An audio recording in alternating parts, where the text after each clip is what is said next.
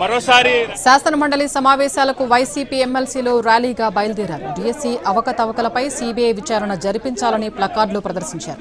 మంత్రి లోకేష్ రాజీనామా చేయాలని డిమాండ్ చేశారు. దీంతో వైసీపీ నేతల్ని పోలీసులు అడ్డుకున్నారు.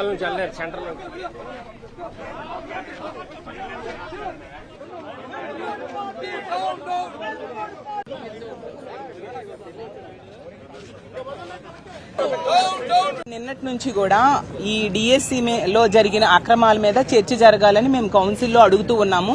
కానీ చర్చకి భయపడి ప్రభుత్వం పారిపోతూ ఉండే పరిస్థితి మనం చూస్తూ ఉన్నాము.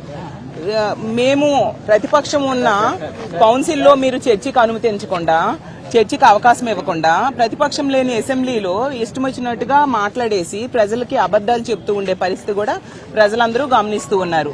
లోకేష్ గారు ఇష్టం వచ్చినట్టుగా మాట్లాడుతూ ఉన్నారు. నిన్న అసెంబ్లీలో తీసుకుంటే 4 సార్లు సవాల్ చేశారంట.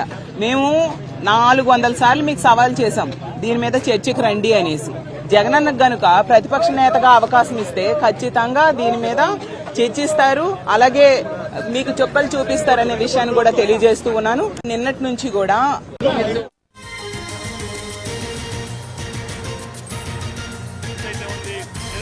శాసన మండలి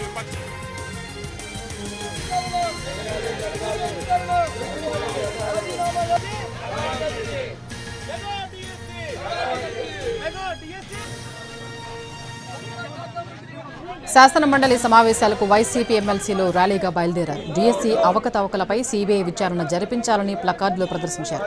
మంత్రి లోకేష్ రాజీనామా చేయాలని డిమాండ్ చేశారు. దీంతో వైసీపీ నేతల్ని పోలీసులు అడ్డుకున్నారు.